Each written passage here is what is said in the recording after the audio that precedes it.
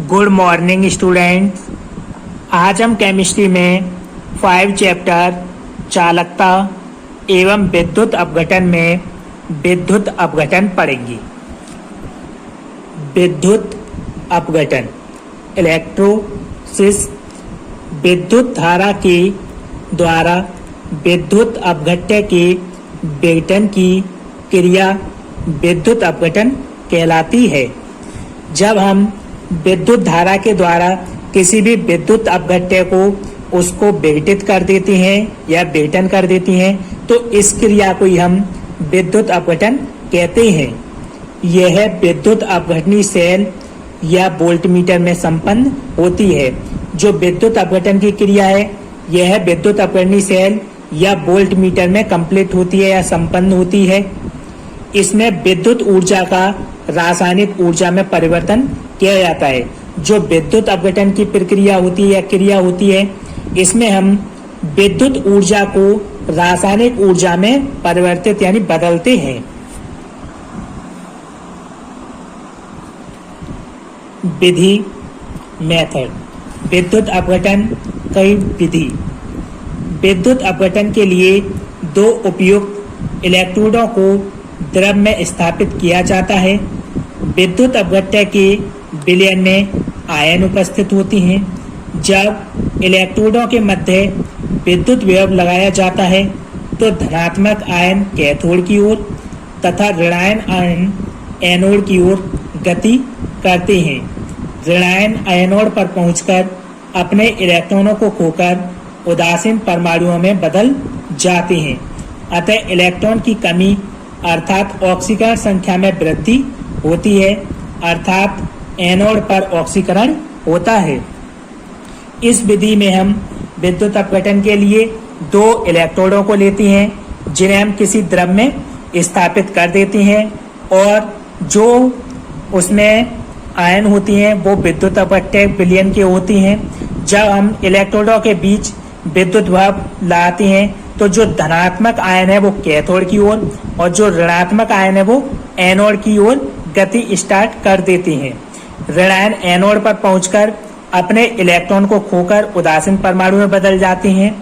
अतः वहाँ इलेक्ट्रॉन की कमी होती है यानी कि वहाँ ऑक्सीकरण संख्या में वृद्धि होती है, इसलिए एनोड पर ऑक्सीकरण होता है।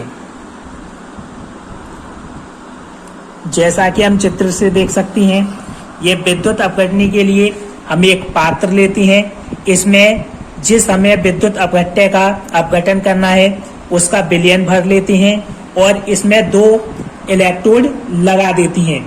इसमें एक को हम एनोड और दूसरे को कैथोड कहते हैं। जब हम इसमें विद्युत धारा प्रवाहित करते हैं तो जो धनात्मक आयन है वो कैथोड की तरफ और जो ऋणात्मक आयन है वो एनोड की तरफ स्वतः ही गति स्टार्ट कर देती हैं। तो जो ऋणायन एनोड पर पहुंचकर अपने इलेक्ट्रॉन खो देते हैं और उदासीन परमाणुओं में बदल जाते हैं। अतः यहाँ इलेक्ट्रॉन की कमी होगी तो ऑक्सीकरण संख्या में वृद्धि होगी, अर्थात जो एनोड है एनोड पर ऑक्सीकरण की क्रिया संपन्न होती है।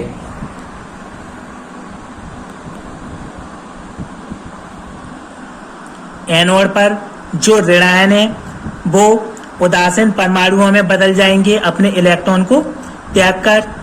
तो ये अपना इलेक्ट्रॉन त्याग देंगे जिसके कारण ये उदासीन परमाणु में बदल जाएंगे। यहाँ -1 ऑक्सीकरण अवस्था है इसकी, जबकि यहाँ 0। तो ऑक्सीकरण संख्या में वृद्धि हुई है, इसलिए एनोड पर ऑक्सीकरण की क्रिया होती है।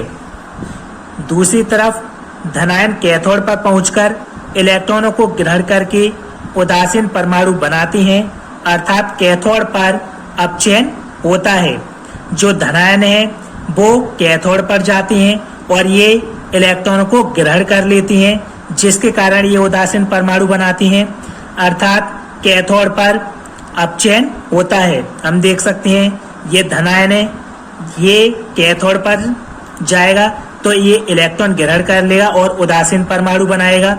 तो इसमें यहाँ इसकी ऑक्सीकरण अवस्था +1 है जबकि यहाँ 0। तो यहाँ ऑक्सीकरण में कमी हो रही है, इसलिए यहाँ अपचयन की क्रिया होगी।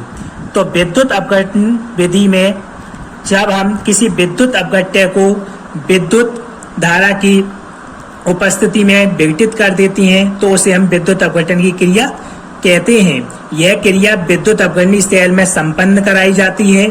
इसमें हम एक पात्र लेते हैं, एक बर्तन लेते हैं, उसमें हम जिस विद्युत अपघट्य का हमें विघटन करना है उसमें उसका विलयन भर देती हैं और इसमें 2 इलेक्ट्रोड लगा देती हैं, जिसमें एक एनोड होता है और दूसरा कैथोड होता है। तो जो विद्युत अपघट्य के ऋणायन है वो एनोड की ओर गति करती हैं, जबकि जो धनायन होती हैं विद्युत अपघट्य की वो कैथोड की ओर गति करती हैं। एनोड पर ऑक्सीकरण की क्रिया होती है, जबकि कैथोड पर अपचयन की क्रिया संपन्न होती है।